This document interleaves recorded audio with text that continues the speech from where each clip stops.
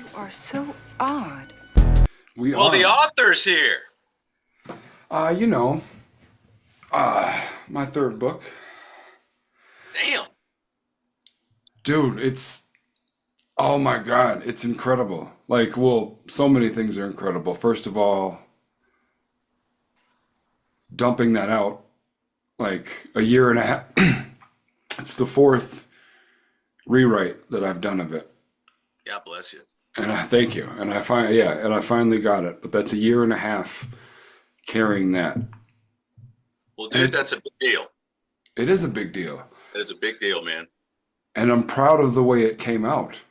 That's a big, big deal, dude. Congrats. That's awesome. That's Thank you. exciting as hell. Hell yeah. So are you going to put it in print? Yeah, I am. Like, I wasn't planning to. Like, I wasn't originally planning to do any How to Write a Novels Yeah. in print until all 6 seasons were done. But, like, Yeah, fair enough. But like stepping out of the imposter syndrome of telling my story and expecting people to want to tune back in, essentially, hmm it's like it's a good story. I mean, season 1 was good. Like, did you listen to season 1? hmm As it was coming out. Mm-hmm. So yeah, and that's But first that was person. what was always kind of confusing on my end was the format. I didn't know what format it was intended to always be, you know? Yeah, in format, in what terms do you mean? Like if it was ever going to go to print Oh, or oh, like the actual media. oh yeah, yeah. Its original intent was to go to print after 6 seasons and one because just it's a long story, so it'd be like one god awfully long book. But Yeah. like I didn't want to ask people to keep coming back. Like if you ever read it, but like you'd read it one time. Like I don't want you to hear about my story 6 times, but it's like Right. the voice that I found in season 2 really allows me to separate it to where it's a story. It's not me. It is me, but it's not you're not tuning into John's story anymore. But you get which allows I think allows the audience to kind of live through it and relate to themselves without thinking about me and my story. It's just like, you know what I Well, mean? that's the goal, right? Yeah, yeah. It's the way fiction allows you to like live through the character without having to like think of them as a real person. Yeah. Dude, let's get that sucker printed. I want a copy on my bookshelf. Fuck yeah. Well, that's a perfect opportunity to ask the author, ask the one with 2 books on Yeah. his shelf. So for me and anybody else that wants to self-publish. So I've already got the ISBNs. The manuscript is written. What do I do now? Now's the awful part. Getting cover work, getting artwork, and formatting the book, formatting the margins, formatting everything, designing the font, designing how you want it to look in print form. You can download templates. Like you can do that through Bowker too. Yeah, that's what I'm saying. Yeah, you can download Yeah, templates. Yeah, and follow that, like what the margins are. I don't remember what and I sure. saved it on my computer to reuse them so that both the books would look the same. Yeah. And then you just decide on how you want that sucker to look, and then you write up the copyright page, and you write up, I wrote up an about the author in mine, and wrote up like an Yeah. acknowledgement and stuff like that. Is Well, okay, so after that now, so like what do I have to do to get my book well, print through a printing do this. press? So there's different ways you can do it. The way I did it was I uploaded the files, which is I saved my book itself, the document, as a PDF, like all 312 pages or whatever as one PDF in that format. And then I saved the cover art as one thing, as like the title, the back, the spine, as a separate PDF. I'm pretty sure they're both PDFs. And then Okay. like Barnes and Noble, I uploaded it to Barnes and Noble's publishing page. And then Amazon is like their page is like KDP, I think it is. Mm-hmm. And then I uploaded that format to them. And then like through who the hell else is it? There's so many places. Let's look. It was kind of the more expensive place to do it. Book. Damn, now I'm forgetting it because I never log in to see if I sold anything. But it's kind of an important thing to do. Yeah, maybe. So are all those resources print to order? Yeah. Yeah, I bought some off of Barnes & Noble. I bought some off of Amazon. And I bought some off of this company. I'm going to find it right now, and I should know it, but it's crazy that it's not. You can go on like Lightning Source, Apple Books too, Google Books. There's places to upload your book on every spot. So the reason why you want to have your own ISBN number is because if you were to self-publish just through like Amazon, yeah, they give you the ISBN number, and you probably already know this. Yeah, but it's important to talk about. Yeah, that's what I'm saying for anybody. Yeah. If anybody, they give you your own ISBN number, but you can only sell on Amazon because it's they're technically your publishing house. Sure. If you bought your own, you are your publishing house. You can send it anywhere. Yeah, so with my own ISBN, Amazon can sell I can sell my book through Amazon with my own Sell ISBN. it through Amazon, and you can also sell it through Barnes and Noble and through whereas they keep it just on Amazon. Let's see. I've got to find it because now I want to log in and look. Okay, yeah. See, this is helpful because now it seems a little easier. It is easy, but there is a lot to do it. And I've made a lot of mistakes in the first one and the second one. What I would say is make like a plan, like a book launch plan. I want to launch all 4. So yeah, skipping ahead now, 4 because now I'm writing season 2 of Pete and Gwendolyn Grew Up, and I'm gonna finish that. Yeah. Well, I'm gonna finish that when I finish it. But so when I have these out, I want to put all 4, season 1 and 2 of Pete and Gwendolyn Grew Up, and season 1 and 2 of How to Write a Novel in 5 Years, A Hero's Journey. You repeat the process. Yep. You do it. Easy. Oh, Ingram Spark is the other company. Yeah. And so what happens is Ingram Spark is important because then bookstores can buy your book through Ingram. Okay. And they can, so that the only thing is it's a good idea to offer returns. So like if a bookstore buys like 100 copies of your book, and then they have like a 90-day window or something to return them if nobody buys them, you're on the hook to buy them back. Oh, really? Yeah. So I would say if you have any money that you make in Ingram Spark, keep it in Ingram Spark. Don't take the money. Okay. Just in case. But there is like a window too that. Sure. But no, that'll be the nest egg. That's like a thing that's like a horror story that's happened to people in the past. Is like people contact bookstores, say you could buy my book through Ingram Spark. I'm offering it at 40%. Blah blah blah. They send the money. You spend the money, and then they return them 3 months later, and you're like, oh, by the way, now you owe us $300 or whatever. Like, oh shit, okay. Damn. And then you're stuck with the books.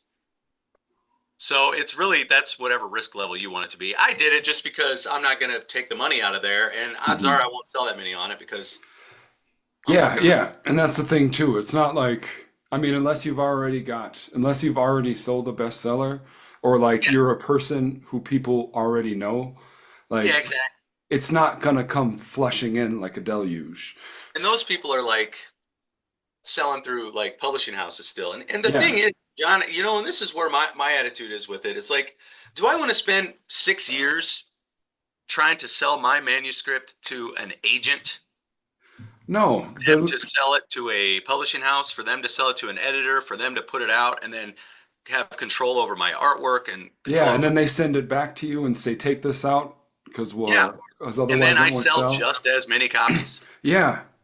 Oh man. You know what I mean? Maybe more, but it's not like they're going to put any resources into it. Right. Okay, so here's the thing. Your first book, we'll say, because I want to compare it to what I made from Adult Storytime when it was in play. So what did you make from book sales like net your first 6 months? 6 months, not much. For a couple years, a couple grand. My Uh, my oh, like my first 6 months with adult story time, I made $125. yeah, that's about where I was. Yeah, it wasn't much. But the thing Yeah. is, it's like you're gonna sell a huge bunch like the first week, Mm-hmm. and then you got to start like then that's when you become the salesman. That's what you got to do. And Oh I yeah. dropped the ball on that. I didn't have a good like release plan. I didn't have a good strategy to sell books. I was just kind of like bartending and like kept books in my car and Sure. sold one. And that Learned. works. That works because that's It what you worked. were doing anyways. Dude, Well, you know what? The best thing I learned with Villa Layla is the best way to sell your book is to write another book. yeah, yeah, absolutely. So I'm hopefully going to sell more Villa Laylas after the third book, and Yeah. Yeah, for sure. it's a 10-year Dude. overnight success story. That's dude, 10 years. That's what it is. Like, and that's when you hit your 10,000 hours Yeah. relatively. But so I'm not counting how many it used to be like, man, I mean, cuz I started thinking I could do it in a year and be cool if I could be like my first book, do it in a year, man. How badass is that? Yeah. But I Yeah. mean, It to doesn't the work. yeah, to the credit of my vivid imagination, if I hadn't believed I could do that, I wouldn't have started. Oh, dude, when I wrote the first chapter of Limbo when I was like 27. 27? Yeah. Yeah, dude. I put Yeah, Limbo out when I was what, 36, 35, yeah, something like that. Like, yeah, dude. dude. And that's what the first two seasons of How to Write a Novel are all about. Like Yeah. season one, it's just like all the things I did instead of following that bliss. Like you could say it's ordinary world, but you could say the whole season one is ordinary world. But you could also make an argument that it's also the whole season is actually a refusal to the call because I received my call to adventure to write stories in the fourth grade. Like Yeah. the first time I wrote a story, and it was stupid. Like it was, but I was in the fourth grade, so it's supposed Oh to no, be I want to hear stupid. about this because I have a very similar story. Oh, So do you? yeah, Okay. Well, like it was in fourth grade, and like my teacher's name was Miss Katie. Like her last name was Miss Kukinen, but it was like spelled like she was native, so it was like spelled with a bunch of consonants and yeah, KYYs and stuff like that. So it's just like, no, I'm not gonna make you guys spell that. It's just Miss Katie. yeah, But she was super dope. She was like all like green and hippy dippy and stuff like that. yeah, Almost like Miss Lippy from Billy Madison, except like not with the paste and shit like that. yeah, But she's like, okay, so like the assignment is like we have to write a suspense story. She was teaching us what suspense was. hmm And it can be about anything you want, just has to be suspenseful. And dude, like it was all suspense and no, it was all build up and like yeah, I left it to be continued. But it's like a stupid story about a robot coming to life in a toy store after it closes and yeah. like whether or not it's gonna intersect with a security guard who's trolling around. Right. And right before they meet, I end it with to be continued. It was so stupid. It was like, but like my teacher, like Miss Katie said, like it was like I mean, she was hamming it up too, like she was Uh, because oh, good. because like oh, a little insecure John, like I made her read it in front of me because I Yeah. thought it was so good, like because I finished before everybody else, like I snapped it out right away and just like I brought it to her and just like standing there, it's like read it, so she's like Yeah. making faces and stuff like that. But it was like, it was so good. Like, for what it was so entertaining, I guess, that like Yeah. she Yeah. Yeah. excused the phoned in ending. Um, but like, that's my call to adventure because like that was the first time ever, or like that I was like, I knew that I realized I was good at something. And Yeah, for it sure. wasn't anybody else's thing. It's like it wasn't given to me so I can be like you, or like it wasn't something I saw in TV or whatever. Because like that was true too. Everything I saw on TV, I wanted to be. But Well, you me know, too. Me too. That's exactly it. I want it to be every single job ever. but think back to what you wanted to be. Like I remember on the TV shows, and like it all makes sense once you look back. Like I watched Nick at Night and shit. So like there was Bewitched. Yeah. Um, Yeah. Darren was an ad man. Yeah. So like he was writing pitches and stuff, and it's like that was cool. I could do that. And Dick Van Dyke, he was a comedy writer. It's Yeah. like it was Oh like yeah, dude. yeah, up in the office, man. Like that looks so dope. Like they're just writing sketches all day and shit like that, and then he comes home and throws parties with his hot wife. Yeah. Oh, That's dude, awesome. as a kid, I didn't realize how hot Mary Tyler Moore was. She's a babe. She's a babe, and like the Mary Tyler Moore show, like Yeah. definitely coming into her own. Like I watched it like last year. I was like, holy shit! Like she's super hot. I didn't realize it. Like she can get it. Yeah, she's a babe. Mm-hmm. I do you think that wanting to do all of those, this is where I'm at with that. Like, I think the fact that I've wanted to do every single job is because I think I truly am like a writer. Like I want to write. Yeah. I want to like have those. I think that's why I like to write is because I can experience like all those jobs. Like I Yeah. want to be a firefighter. I wanted to be a cop. I wanted to be an astronaut. I want to be like all the things. I wanted to be every job. Well, yeah. And see, like that's the beauty of it because like you're not pretending. You're not Right. like, oh, like it's a genuine passion. Like Yeah. it's not just like I want to learn that. Like it's like if it was just like I want to learn about that, you'd just be casual. But it's just like Right. Right. Right. if it's like, oh, I want to be that. Definitely, Yeah, I that's want me. that life. I Then want to you, have that life, then this life, then this life, then this life. yeah. But I think like, that's why I'm obsessed with history too. sure. And you're a writer, so you get to like, that's why you were sent here. That's why your soul chose this life, so you could observe. Like you came here to observe and learn, and then just report, I guess, or like tell the story of it. I was thinking about that earlier. It's like it's not as important like getting hung up on the why of certain worlds and constructs and everything and why everything exists and why that has to exist or why chaos exists. It's just like that's not as important of a question as like more of how it exists or the process of it or like The reason. yeah, the reason or like what is its function. Yeah. Oh yeah, the function. Yeah. Yeah. The It's like application. Yeah. yeah, it's like cuz like it being introduced into a new world completely and like let's just take it out of Earth. Let's take it into like you're in another galaxy that has a purple version of us that with six arms Yeah. or whatever. And it's like I don't understand why you guys do the things that you do. But Yeah. like it works for them and like it has a function even if it's this metaphor kind of breaks down because I'd assume that like another civilization in space would be more advanced than us. Yeah. Or but maybe not. Because Maybe not. time is a wheel, right? It's everything is happening all at once. So, Kind of reset. Time. yeah, Everything resets. yeah. But I mean, there's definitely if there's a galaxy that's more advanced than us, there's definitely a galaxy that isn't as advanced as us. I hope. Yeah.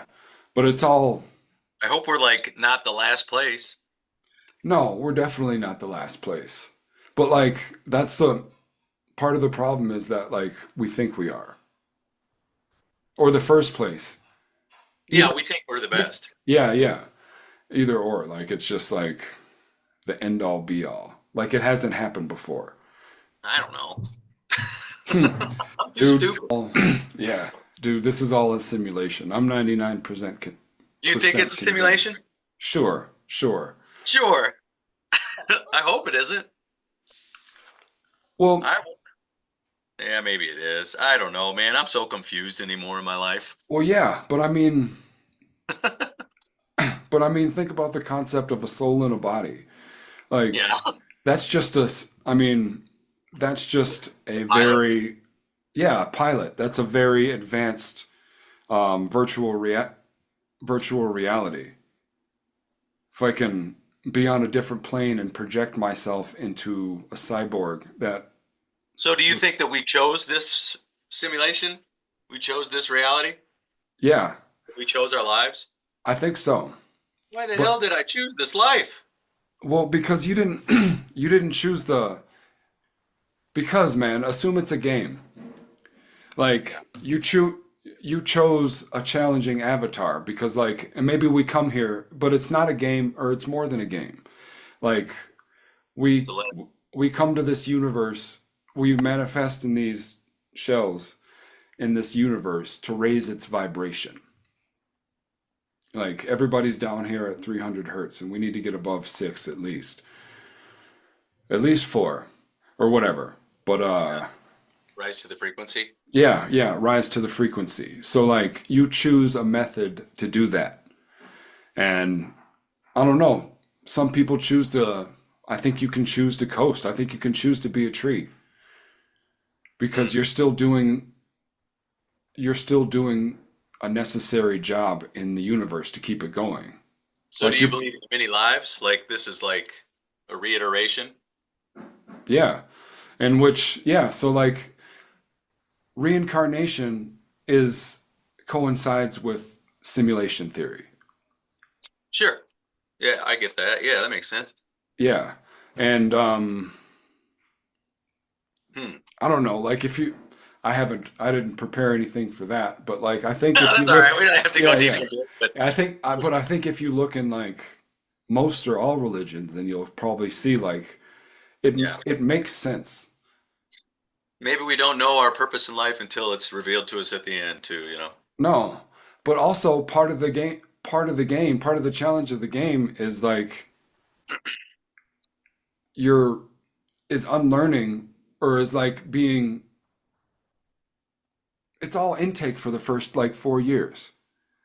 So as soon as we get here, as soon as our soul gets in a body, everybody's telling us who we are and what to be and how to behave and how to act and shit like that. Like that's why if you don't you can I know you can't just say refrain from saying no to a child. But like if you don't inhibit a child for the first 4 years, they operate at a genius level. Hmm. It's because they haven't been indoctrinated with the Earth's idea of what its purpose is. Hmm. So like that's part of the game. Like that's part of the challenge. And it's like you have to find your purpose again. I mean, that's what we're all looking for, right? We're all Hmm. looking for a purpose and like finding bliss or whatever. And it's just like you have to battle all these obstacles. You have to go on your hero's journey to find it.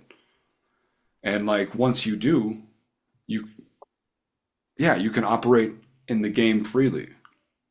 Well, you know, what was it? Carl Jung, he was big into that. He was big into this. We've been to Yeah, oh we go talk about yeah, that a lot. go in on it. But he said, like, at the same, you are, at both times, you are the, like, leading role. You are the star and simultaneously the spear carrier for a much larger drama. Yeah. That's very true. So your purpose is multifaceted, maybe, in life. Well, yeah, because like we're the main character of our story, but we're part of a larger story. So like we play our role as if we're the star of the show, but like not usurping anybody else's, but just Oh, like own your role. So like I don't know, I'm not an actor, but I've heard actors talk about it. It's just like play your small part like you're you want to steal the show. But so like you want to make if your side character only has 2 lines, like you want to make them as memorable as possible without being like douchey about it. You know what I mean? Right. So that's the balance of, yeah, that's the balance of life. So you like act as if, or like you find your, speaking as an actor again, it's like you're finding your motivation. Like you still only have those two lines, but like you make a backstory for your character. Why is he Yeah. there? Like why is he feeling that or whatever? It's just like, and that's what we live as in this character that we're playing out in this simulation. But like, yeah, it's the evolutionary process. It's like most of us don't realize that it's an ensemble cast. So we keep trying to steal the show like it's Yeah. ours, like it's supposed to be. And like that leads to suffering and expectation because, and like, man, go over that a lot. Telling the story of the author in season 2, how we have this outline about how our story could go. And it like makes sense to us because like, and it's like, I used to think this a lot. Think, this used to be my process of thought quite frequently to be like, A, how can I fit in this room without upsetting the continuity of the scene? And I think of reasons why, I don't know, why, how do I say it? I don't know, like, I assume other people's motivations or whatever, I guess.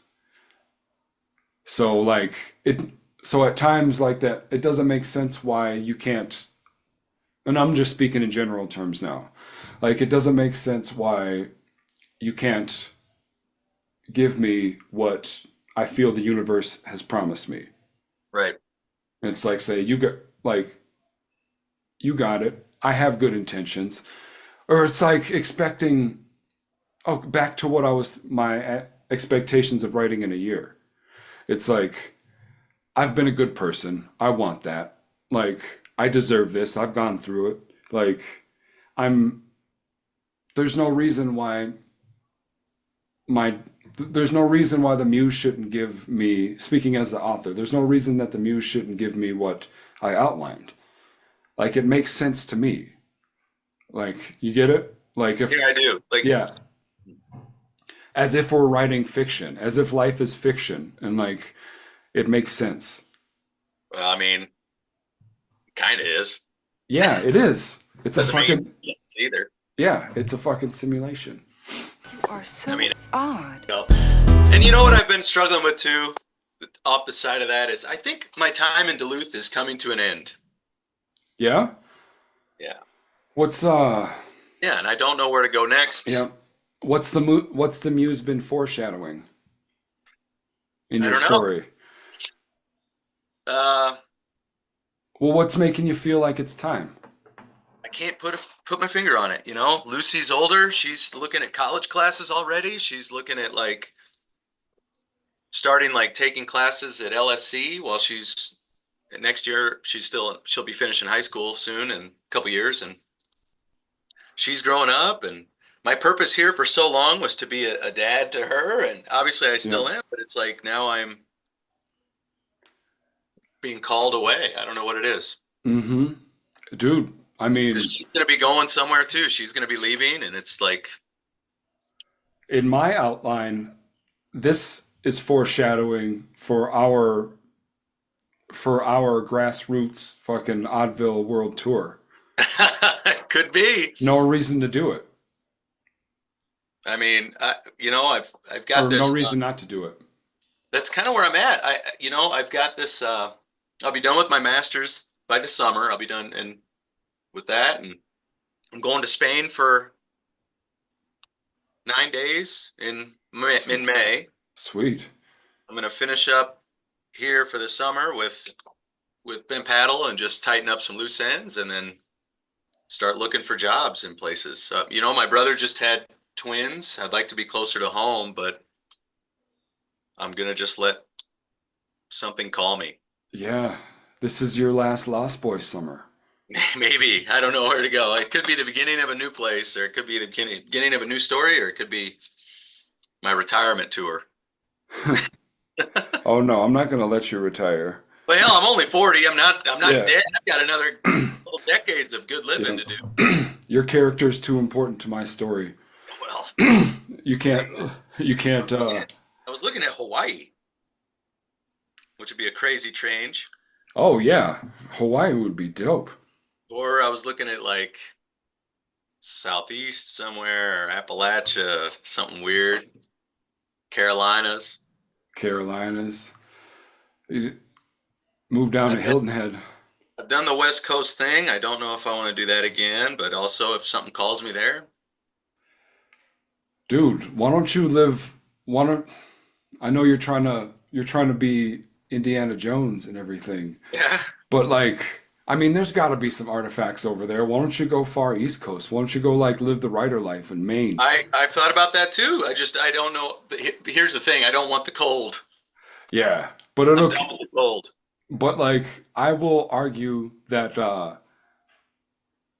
slightly shitty weather is good for writing It is. because you can't because it like takes away the option to do anything else. True. And I also want to start embracing the idea of writing retreats. Yeah, Yeah, I want to start going places with a purpose to just write. But that takes money. I don't have I any money. know. Well, funny you should say that because I'm like, I mean, it's what I said I was gonna do 6 years ago, and I'm sticking with it. Like, and it's after the fuck you money comes, but like, I'm gonna build that place. Yeah, Yeah, but it's that's not my gonna, thought. but it's gonna be more than that. Like, it's gonna be like it's gonna be a retreat for like for everything. It's gonna be like a charity retreat. Like we've talked about that and like Yeah, doing if Neverland. yeah, it's good, but we can't call it that because Michael No, Jackson no. fucked it up. I know. Yeah, There's and there's some espe connotation issues there. yeah, and especially a place that's like I don't know, it's centric it's for kids and like adult children as well. But like I want it to be I want it to be like all like whatever happens there, like it's fundraising and like but it's all nonprofit for like children and stuff. It's like all right, so like and this is more talking about things that I talk about and Pete and Gwendolyn grew up. But like we can't like not everybody should have kids, but like some people want to be that. And Yeah. like we can't we can't change the free will of man to like decide who shouldn't and who's ready and who's not. But like and everybody even if you are ready, you don't have all the resources or whatever, but like that extra thing for the kids or whatever, it's like you can introduce them to a craft or a form of bliss or like an avenue to escape and create through. And I mean, it's not my forte, but like since we're doing it grand, I'll put Mel in the game and she can build a garden and teach the kids how to grow food and shit like that. You know Yeah. what I mean? But like, yeah, and in my outline, I'm just using all my friends as resources. And it's like, why wouldn't you want to be a part of this great thing? But like, fuck it, I'm gonna build it and with what I can with my hypothetical mega deal. Um, but yeah, just I mean, and just imagine if like Where do you want to build it? In the desert? no, it's gonna be on a lake somewhere in Minnesota. Oh, okay. Yeah, lake property. We do charity music festivals. I was gonna say, let's look at land for sale. I do sometimes. I do I do sometimes. too. Yeah. There's some good land down in New Mexico. Oh yeah. Cheap But no, land. but that's the winter getaway. That's the winter studio. I come Not down very here to cheap. Just create. buy land in the desert somewhere and just go. Something Yeah. different, man. Something different. The road's calling. That's kind of what I feel like this Man of the Rocks book, this third book I'm writing, is almost like I'm treating it as kind of like a goodbye letter to Duluth, Oh like yeah? a farewell, like end of an era book. Yeah. Like, thanks for the good time. Yeah. Stay golden. Stay That's why golden, pony boy. That's why everyone is going to die in it. Yeah. Oh. Oh yeah. Yeah. Spoiler alert for the Yeah. 85 viewers that are listening right Yeah, I now. know, right? Every single person will Yeah, die. dude. Yeah. I mean, Pete dies at the end. Spoiler alert. Spoiler alert. But it's 50 years from now. Yeah. Of course, Yeah. of course. Yeah. Everyone dies at the end. Yeah. Yeah. But yeah, you have to end the stories. It has to end sometime. Like, and if you keep the story going too long, then like it ruins it. If you try and make and now speaking like from the author, because like that's what happened to him in season 2. He tried to force he tried to keep this he was trying to keep the arcs that he lost going. So like, let me see if I can explain it tightly. So as the narrator, but like, so like picture this, it's a true story, but picture it as a novel. Yeah. Picture it as it's fiction.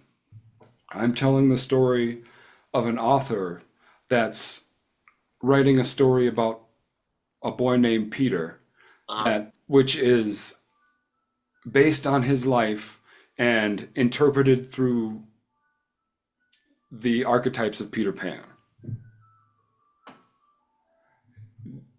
Do you get it? Yeah. Does it make sense? Yeah, it makes sense. I'm just trying to put all the archetypes together. Oh yeah, sure. It's a lot. So yeah, so That's why it's a great story. Mm-hmm. So like so in the meat of it, about halfway through, like the season, the book goes call to adventure, refusal of the call, and supernatural aid. Call to adventure is obviously writing the book and that whole plan that I just actually described. And so once I figure that out, like I feels like I'm just about done. Like I can have, like all I have to do is sit down and write it. Just 4 months and then I'm good. So given that, that's what winters are for in Duluth. So like I have myself a Lost Boy summer. Yeah. And like go on all these adventures, learn all these lessons, and then I'm going to start writing in November. And right before that, okay, so now go back into the story. So Peter is just about to start writing his story, and like through other instances, like, and he's triggered with these memories of getting molested, and it like breaks him apart, and like the author fights with it, and like that kind of even breaks even more third wall, because I'm like trying not to admit it. Like I've never said it out loud. Peter's never said it out loud before, and the author's never acknowledged it, and it explains why.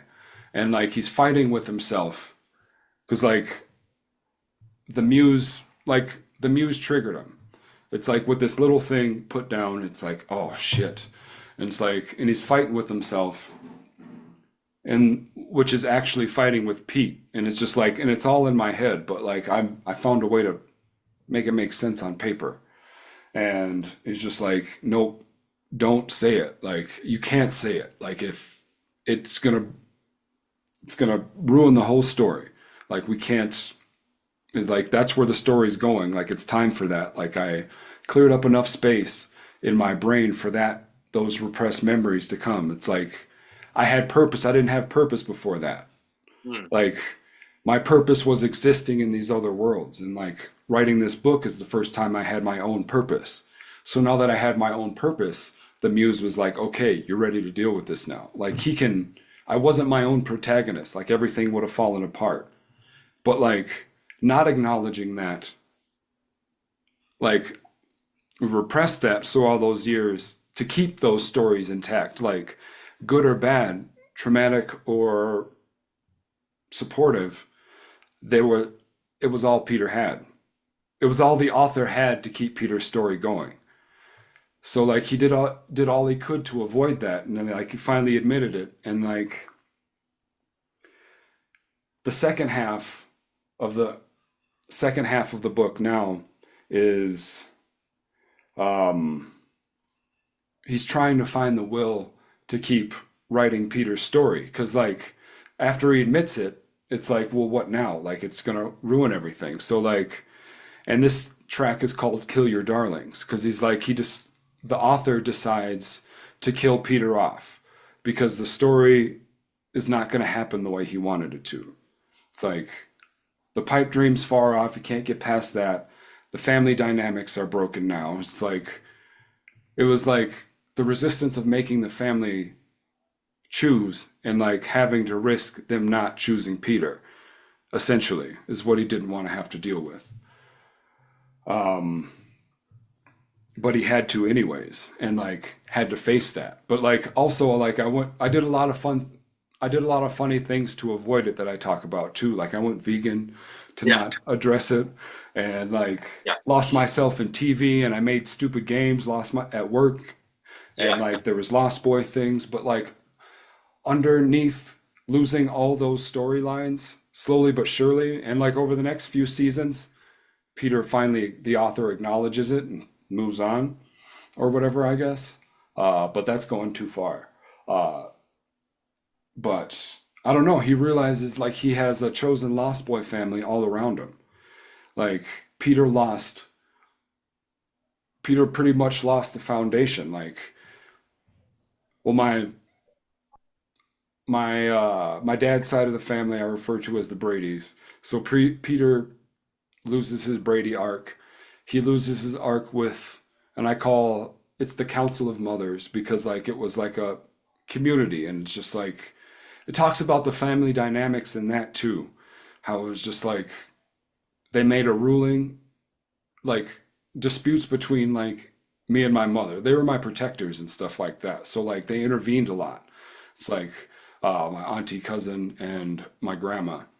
It was the Council of Mothers. But like my mother was like kind of less that in rank because like, I don't know, she was mentally ill, but we didn't acknowledge it. We were more like kids. We were more like, the dynamic was more like an older sibling being stuck taking care of their little brother. That was more of like the relationship, and like they were the elders or whatever. And so like it goes through like having the council of the author having to deal with the Council of Mothers siding with Peter's mother instead of Peter, like after, and then that's going through all the things. It's like after all that they've been through, like how can you still choose that side? And that's what he has to deal with, and he's not ready to deal with it yet. But he finds a way to get through it without telling too much of the book, because that's why I wrote it. It's better if I don't just tell the story like this. But then like so there's all these forms of supernatural aid, and then the last supernatural aid is that reading at Rich Narum's house at Soup Before Soup. Yeah. And it's like, and that was kind of a clean Costner moment for Peter, because he finally made peace with it, or like not made peace, but like he found a delusion that allowed him to keep going, and just like he accepted the role that like basically the role of a side piece in his family, like to stay in the good graces of the Council of the Mothers. Like I couldn't speak. This is unmentionable now. Like Peter's mother denied it, and so like there was nothing we could do. It's like, if you want to remain here, you have to make nice or whatever. But like accepted the side piece role because I couldn't let go of them just yet or whatever. But then, so like once I decide like that's cool, because like and the author speaking through the author's voice like allows me to say what I was thinking and then what Peter actually said to stay in the story. It's like it's what the author wanted to say, but like if I say that, it's gonna throw the story off. So like Right. So like yes-anding. So like Peter is constantly like yes-anding for people. He's like the supporting character to every other character in his story. And so he's learning to be the own protagonist. But like as he but like the rub is that like the new version of himself that he's found and like is appreciated in Neverland and like loved for himself and like a version of himself that he loves. Like it upsets the continuity of the Council of Mothers and the Right. Brady arc. And so he has to make a choice between like the author has to make a choice between reverting Peter's character back to somebody that fits here or moving forward without it. And yeah, it took several seasons to fully do that. Flesh But all that out. That's so much, dude.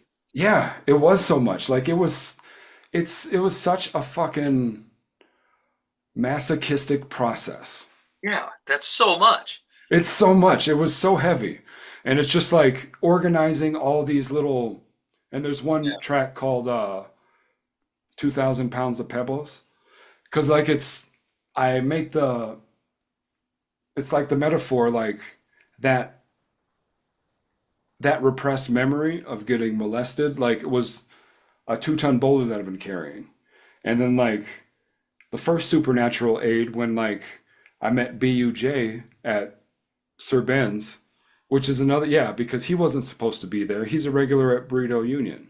Right. Like what's he do? And of all people, he's the one who intervenes and stops Peter from Right. fucking drowning himself like a Viking in Lake Superior.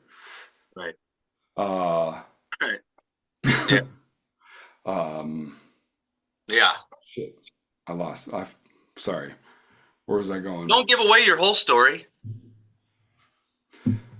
Yeah, that's it. That's all. You want to know any more? Fucking Buy the book. buy the book. Wait till June.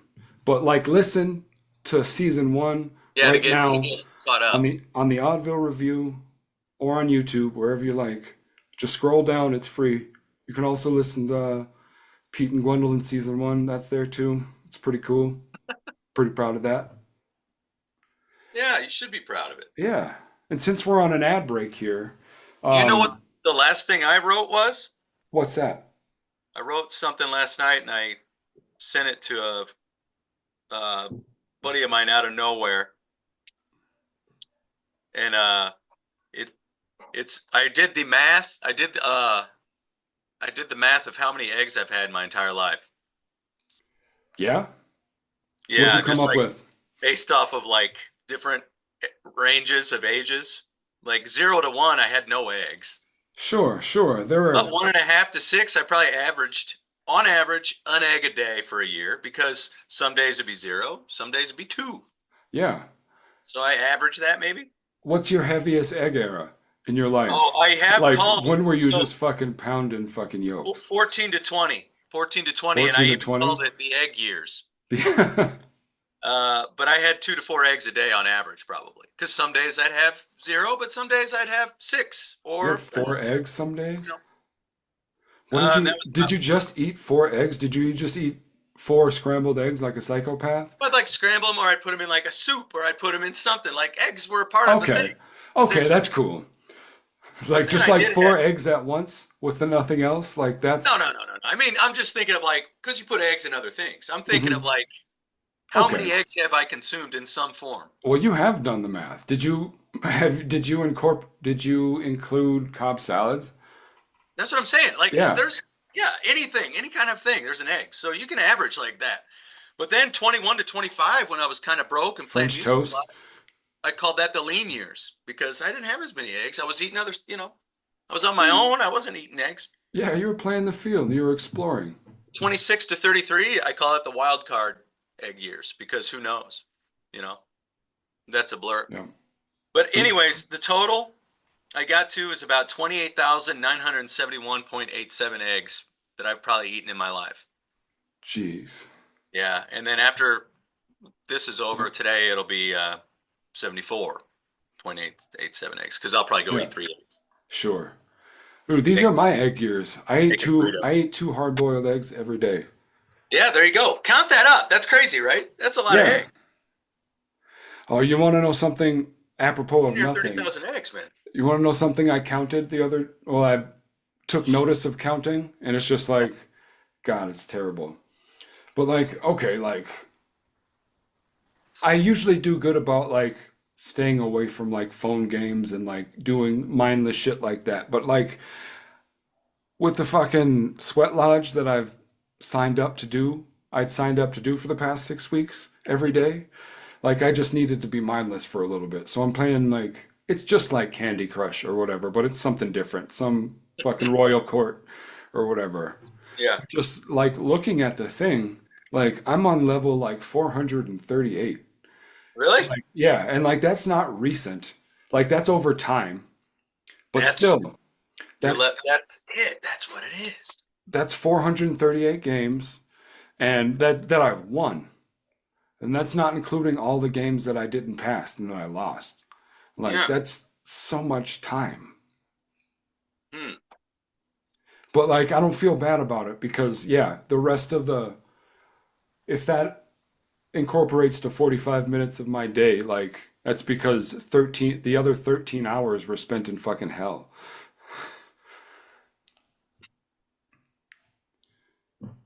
I need a good distraction. I'm really considering getting rid of my phone altogether. It's a good time for it, man. Well, it is, and I feel myself. I get a lot of anxiety from text messages and from um, shares and Instagrams and all these things. I get a lot of bad feelings from it. Yeah, I know Really exactly negative what you feelings. mean. Yeah, like I have like 13 or 14 unread messages on Instagram right now, and I'm like I'm overwhelmed by it. I don't want to open it, and I don't know why I'm like that. But it's because I feel like everyone deserves a thoughtful response and everything. Like I don't have the energy, even though that's crazy because I know that's not what other people expect at all. No, it's totally not, but I agree completely. It's like I won't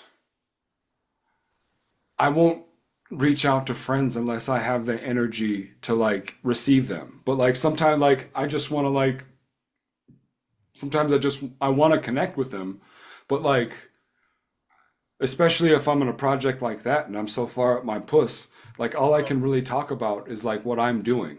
And it's Right. like I will offer that as best I can, but it's like I don't want to do that Yeah. unless I Right. can. But then I just isolate myself for so long. It's like Yeah. I think yeah, it's like I get, I talked to my buddy Mike for a couple hours yesterday, but it had been months. But it's just like I mean, and he tells me all the time it's like I appreciate holding space for you when like you're a fucking manic lunatic or whatever. It's yeah. like he like it makes him being able to be there for somebody in that time of need gives him a sense of purpose. It's like Yeah. that's what That's he's cool. good at. That's nice. And so he's like, "Yeah, fucking give it to me, man." Like I've been Yeah. sitting here needing I'm he didn't say this, but it's like I'm sitting here needing for a reason and anybody could be doing this. Sitting here waiting for an opportunity to matter and exist. And then like I'm just like not and what I need is what he needs, but I'm not giving that to him because I'm too much in my puss or in my own ego or like, you know what I mean? Mhm. I'm so worried about what other people want that I miss the opportunity for them to like want what I have. Right. It's like, I don't know, maybe it like the scene in Grease where fucking they switch roles to please each other. Yeah. It's like it's like, yeah, you missed it. It's like, or like, yeah, you might miss if I'm pretending to be, or if I'm trying to be someone that's Yeah. likable, or like if I'm suppressing myself because I don't think it's going to be appreciated, the people that will appreciate it are going to miss it. And like, I don't care who you are, like there's somebody that appreciates who you are right now. There's a tribe for you. But like, Yeah. you're not, but if you're pretending to be like the herd, so like you can fit into a place you don't want to be, Right. then then yeah, your tribe's not going to see you. You're going to look like one of those douchebags, and you'll be like, no, no, I'm not. It's like, yeah, right. Peace out, poser. Like, like you're no room for you in this tribe. Like, go with the herd. I don't know how we got there, but fucking be yourself. I love it. I don't know. I'm so lost anymore. I'm just tired. I need to be done with grad school. This is a hilarious episode. Isn't it, man? Okay. Okay, let's. Well, it doesn't have to be. It's not like it's a comedy, but No, no. I mean, it is labeled as such. But I had a comical day in the simulation the other day. what happened? Well, so like, yeah, more proof of it. Like, cause like the timing was just, it was just too odd for me to not have an experience or in the simulation. Like didn't say what it was leading up to, but like, you Yeah. definitely tell it was leading up to something. So like, I go to Albuquerque on Saturdays, and like, I go there to donate or whatever, and the trains, like, I can, if it's a quick day in and out, I can catch the 311 back to Santa Fe. Hmm. Otherwise, I have to catch like the 620. Okay. So like I have 3 hours to adventure. And like usually I'll spend a little time thinking about what choice I want to make, and then I drink. Cause like, I don't know, there's no parks around. It's like otherwise I'm just kind of walking. I could sit in a coffee shop, but not for 3 hours. It's Yeah. like I can't sit any I it's like I can't participate in something that I wouldn't otherwise if I had a choice, unless Right. unless I'm lubricated. Right. But it's like, okay, let's see where the story goes. Let me put myself in this story. But like, Hmm. so it's just leading up to it. And it's like, it was hit or miss. First of all, like, I've never seen it before, but like six VIP donors came in while I was in line and got to cut in front. Oh, okay. So like sometimes they hand out these little vouchers and say you can go to the front of the line. Other people with super plasma get it. Yeah, they got certain shit in their blood that's like good for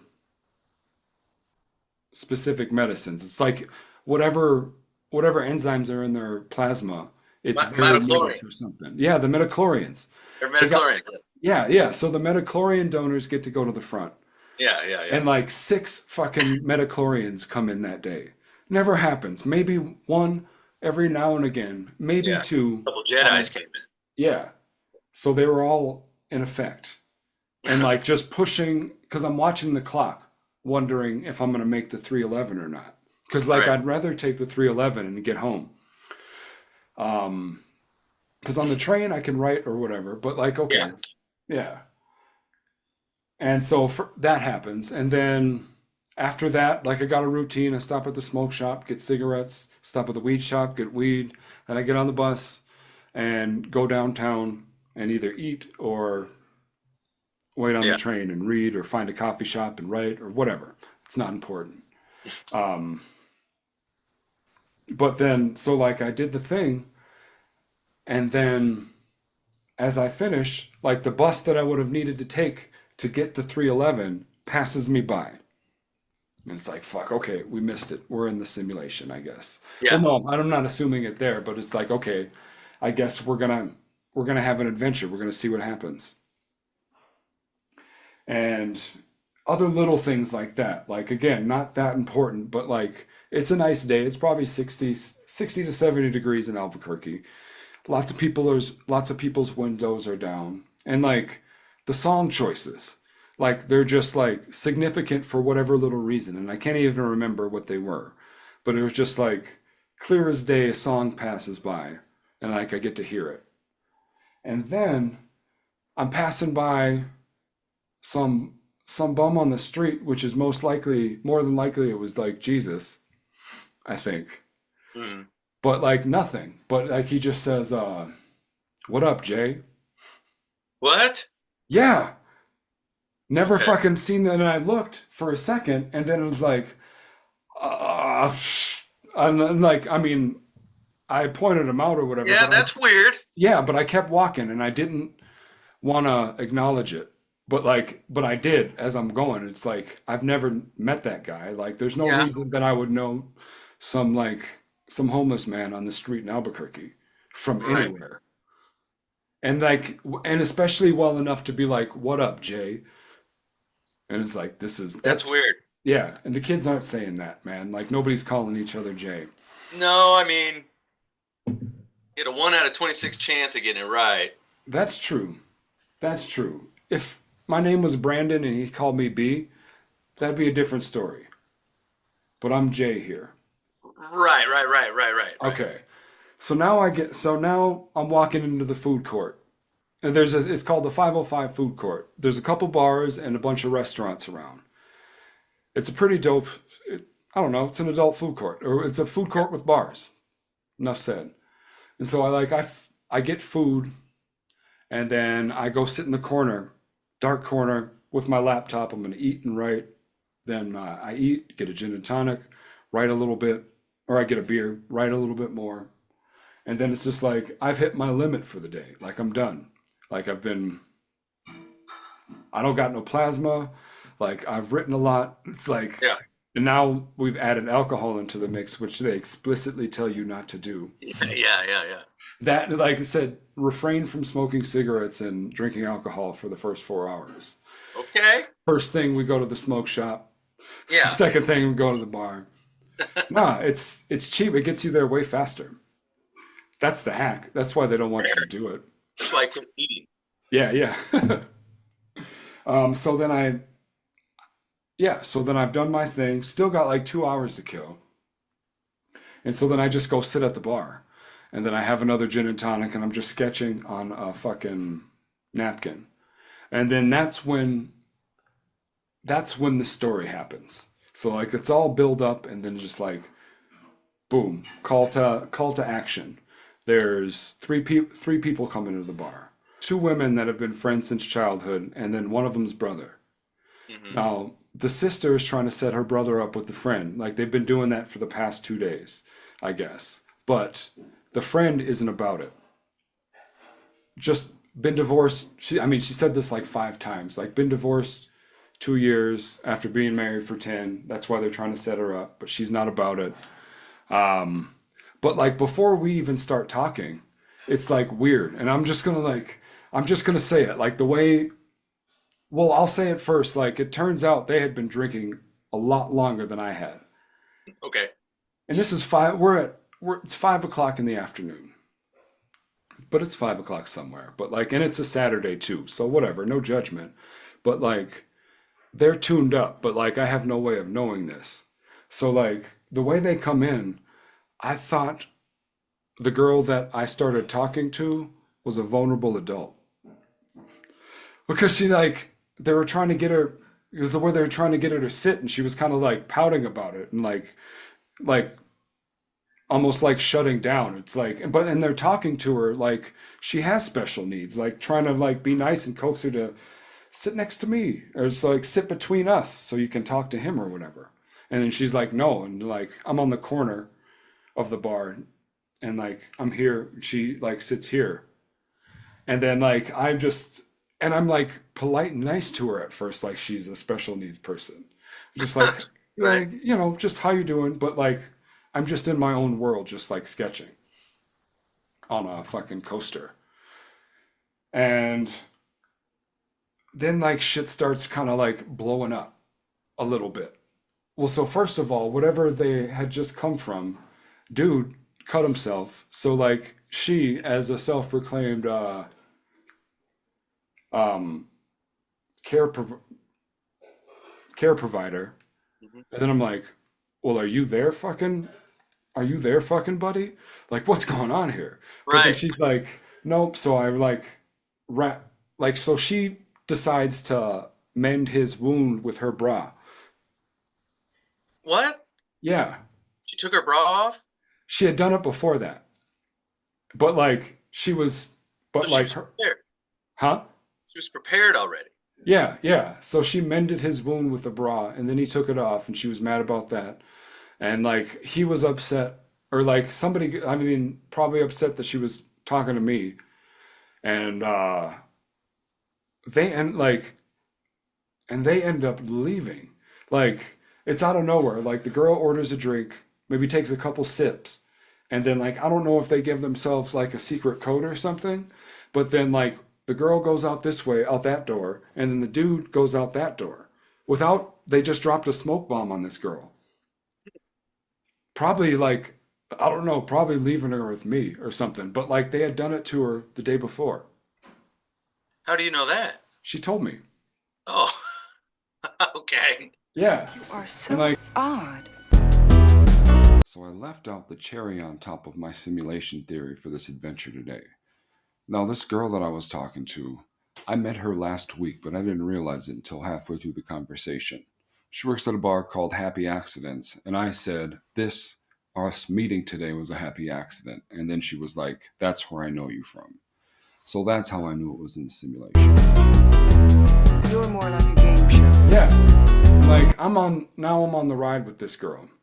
And Yeah. I'm not seeing how ridiculous this person is. Mm-hmm. Because I'm just like yes-ending the story. It's just like, okay, like this is happening, we're going with it or whatever. And I'm not saying like, I wouldn't, this is not what I would do or whatever. You're like, but like also, dude, like I haven't had sex in a super long time, dude. Like, and it's like, that affects your decision-making processes. Oh, John. But it's, we didn't, like, I mean, I get it. I yeah, get yeah. it. I Get wouldn't, it. not to kiss and tell, but like I would, but like didn't anyways. Like I ended up having to catch my train back, but like Yeah. towards the end of it, it's just like, dude, like, I mean, maybe it's a reflection of growth because it's like, dude, maybe like Sir Ben's era, John, like Yeah. would have rolled with that, but it's just Yeah. like, okay, I don't know where I don't know where she lives. She can't drive. I'm not getting in the car with her.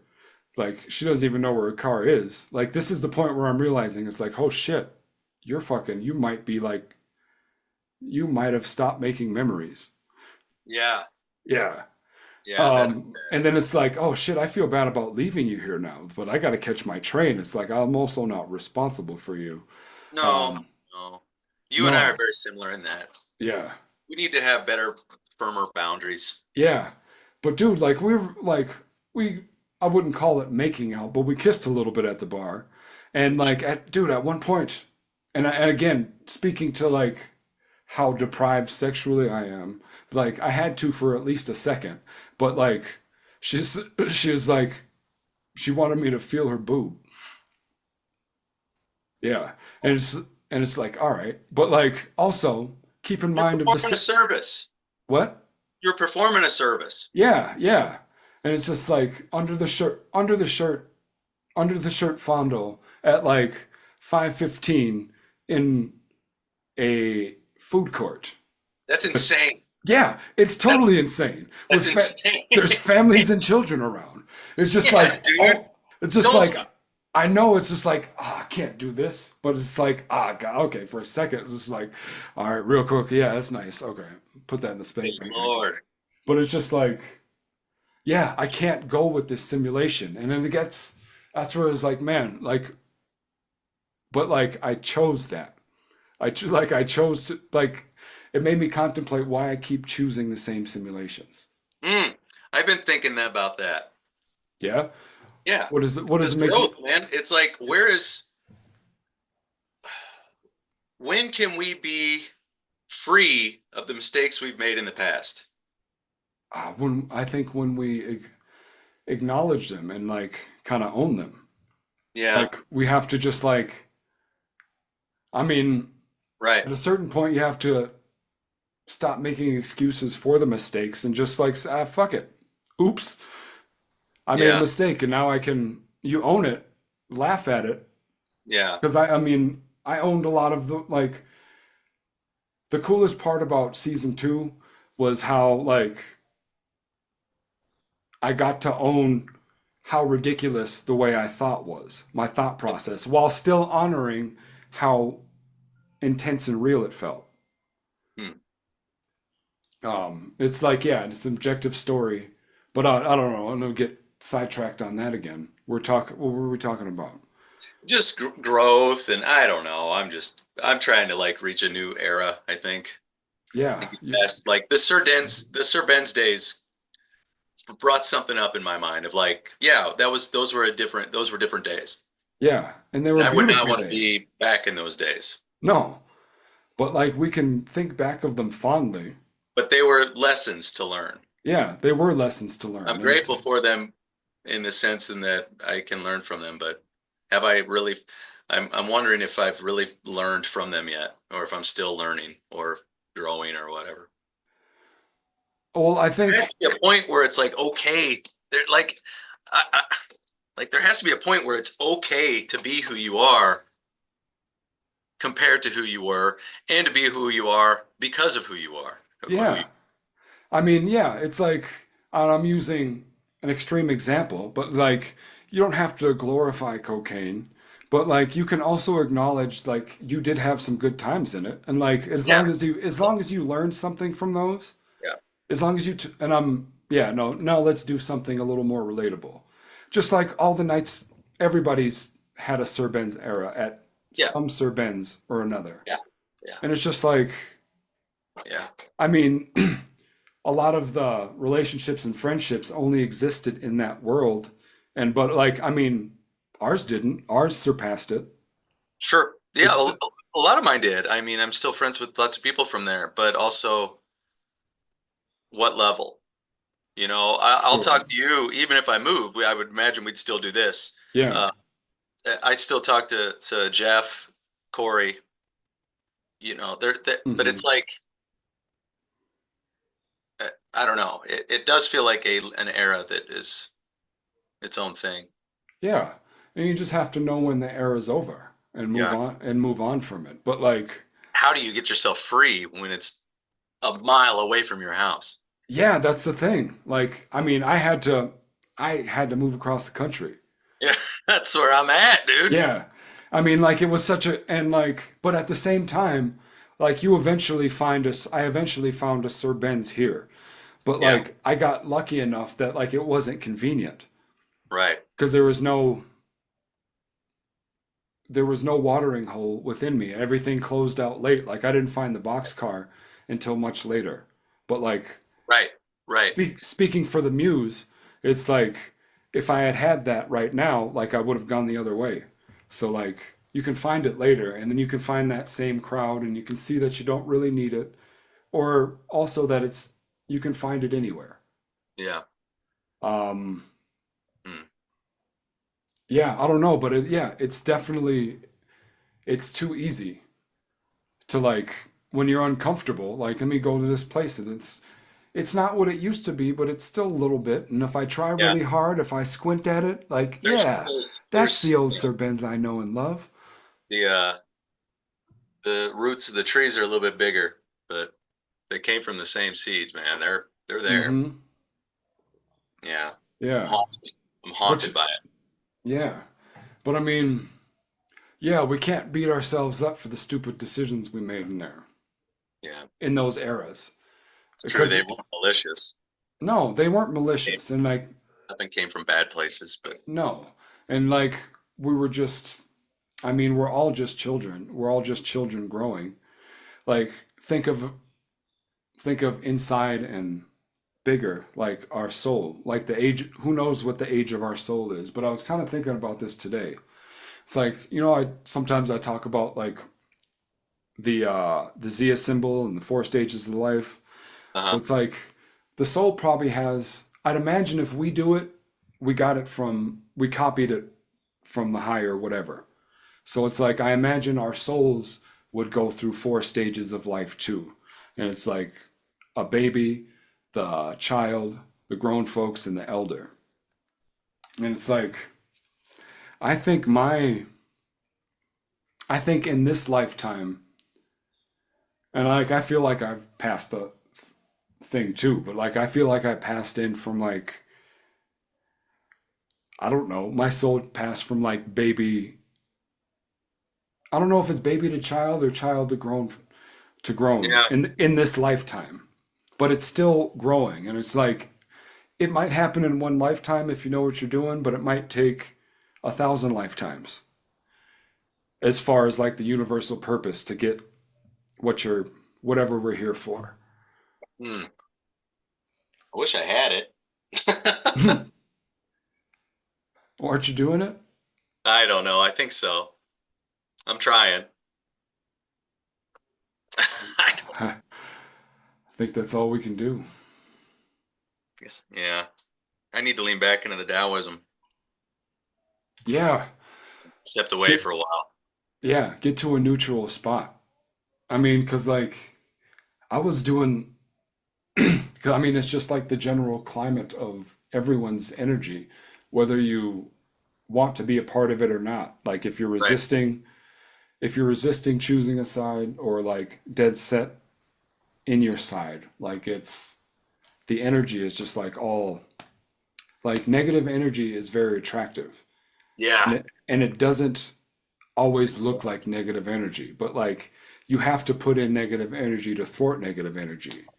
So if we're, and it's not as simple as follow your bliss, but that's what I'm leading to. Yeah. Like it's always what I'm leading to. That's what I've dedicated my life to. So that's what I preach, I guess.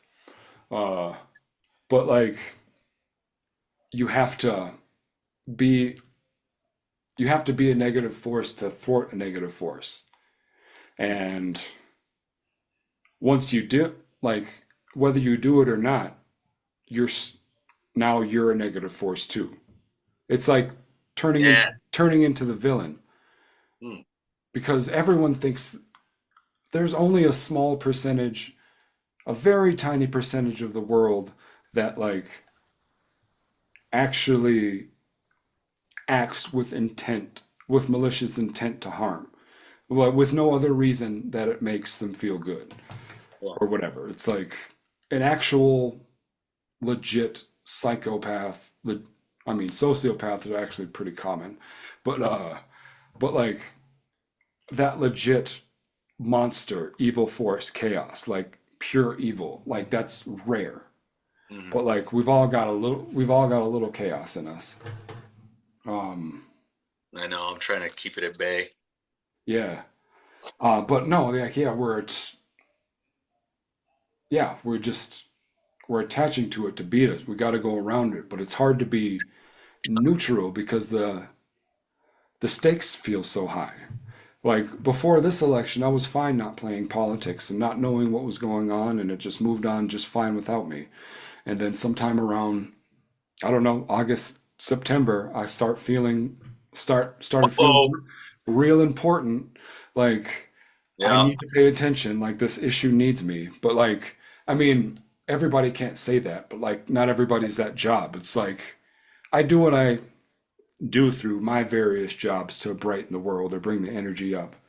Yeah. But that's not my that's not my battle to fight. Like it doesn't need my opinion if I'm Yeah. not if I'm not turning it into anything.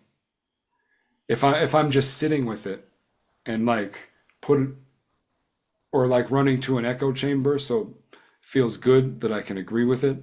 And like that's the attractive negative energy. Mhm. Like if you're pissed off and somebody else is pissed off, when you're like if you're in agreement with it, it feels good because it Mm. feels justified and validated, Mm. but it's like That's so true. yeah, it's like it's tricky. It's attractive. That's It's like interesting. yeah, it's like that hot girl you know is trouble, but Yeah. you want to find out anyway. So it's like Yeah. in my own journey, I'm trying to like get back to center and just like not resist it and like not worry about how that sounds. If it's be like, oh, you're a cop out or whatever, but it's just like you go actually like what we're afraid of like isn't that prevalent in the world. It's like you go out there like you really don't see it, but like we're in here, we see it. We see in like the social media and like the mainstream media, echo chambers or whatever, and it feels real because like they're telling us everybody's feeling this, and like all we're doing is staying glued to here because we gotta fit because we can't miss anything. We gotta see it. We gotta see the popcorn. Right. Yeah, yeah. It's like yeah, it's almost like watching torture porn. Oh my. I love that. What a Hmm. great way to wrap this up. Yeah, I think so too. I only say it because I got to get going to work pretty soon. Yeah, right on. Um, Uh, well, this episode and many more in the future, and my daily existence was brought to you by the artwork of John Jason Phillips. nice. If you like this and many other, you can check it out at johnjasonphillips.com. Yeah, JohnJasonFilms.com. no, don't listen to Adam. It's John Jason Phillips. Yes. John Jason Phillips. I John didn't mean to do that. That was a slip on was accident. that's Yeah, it really was an accident. that's funny though. It was a funny slip. John Jason Phillips. Yes. Yeah, because it's just a testament to how well we do ads. Dude, I can't wait for the book to be in print. I cannot wait. Oh, thank you, thank you. Yeah, it's Anything I coming. can help. If you want me to like send you a format or something too, or Yeah, I mean, if I'll you even got send you. I'll anything, tell you but what. like, I'll upload the PDF of Villa Layla if that helps. yeah, just to look at it. Just see how Yeah, like skipping pages and stuff. yeah, visual. That would, yeah, You that would see what help it a looks like lot. in a document. Yeah, but just like, and everything you said on the pod today is helpful too. Like, it's just, it's easier to like Yeah. brainstorm about something when you know what you're doing. You know what I mean? Like, it sounds obvious, but it's hectic in my brain when I'm trying to figure out what I need to do to bring it to print when I Yeah. have no idea. I'm not jumbling around any resources. Like I have no idea what to do. So like I'm running around in circles for nothing. Yeah. But like you giving me just those few things, it's like, okay, Well, I can organize that. I yeah. get it. Yeah, it does help with It's that like, because oh, that's it's French class. yeah, I know. Winter's Toast almost over. Toast wants to jump on with us, man. We got to do it, man. Like now that I'm out of my puss with this book, I can focus more on the pod and actually regular life. Dude, like not my physical meds because I can't sleep without them and like Yeah. e- the existential dread is like is real. But I had to go off my like holistic meds to fucking What you get did? this, yeah, to get this project done. Like I Dang. stopped doing yoga and meditating, like got off my routines and shit, just like up like an animal, going hard and torturing myself for 12 hours a day. Do you feel better or worse? I'm coming off, I'm coming down from it. Like the whole time I acknowledged that like I won't feel like this after this is over. So we just have to keep going. Yeah. It's just like I know like I'm writing as 2018 Peter or John, and like I have to feel like that to get the art where I need it to be. But I'm not that person anymore. Right. I have grown immensely from that. And it's just like, but it gets hard it doesn't feel like that when you're in the thick of it. Right. It's like method writing. Oh Lord. Like, That's yeah, almost living like if I were studying to play myself in a movie, or if I was studying to play Hunter S. Thompson, then I yeah. would live as Hunter S. Thompson. But I was Right. living as Exactly. my, yeah, as much as I had the resources for, I was living as myself in 2018, That's living. mentally. That was a nightmare. Dude, I'm such a nightmare, man. Oh, It's, join the club, buddy. And I don't want to be. nah, I but don't need to like, be. nah, but like you, I don't know, I don't know. love the nightmare Yeah. and like acknowledge it, like, Yeah. because you're not the same. If you can laugh at it, you know you're not the same nightmare. That's true. You Because got to. if you could acknowledge it, then you wouldn't. Well, if you could see it, then you would change it. But it's just like I do didn't need to see. start laughing at it. I've been living with just the pain inside, like a pain, like I'm always hurting because of it. I don't know why. I always It's like physically hurt. yeah, that's Yeah. real. Like if we don't Yeah. deal with emotions, it manifests into pain. It's like Yeah. the Hurtful. brain's like, fuck you, dude. Like if you're not gonna deal with this, I'm gonna Yeah. make you. Like I'm gonna put you down then. Yeah. Like I'm gonna That's put you in a exactly it. headlock. I'm gonna put you in a headlock until you Yeah. fucking say uncle and go to therapy or whatever. or just ask her out. Or, Right. Right. Or move to Kansas City. Or move to Kansas City, dude. Dude, let's bring the podcast down to Austin. I'd love it. I'd love to come there. I don't know. I'm going to look at jobs and make something happen. Fuck yeah. Yeah. Right on, brother. All right. Talk to Namaste, you you soon. bitches. See ya. See ya. You are so odd.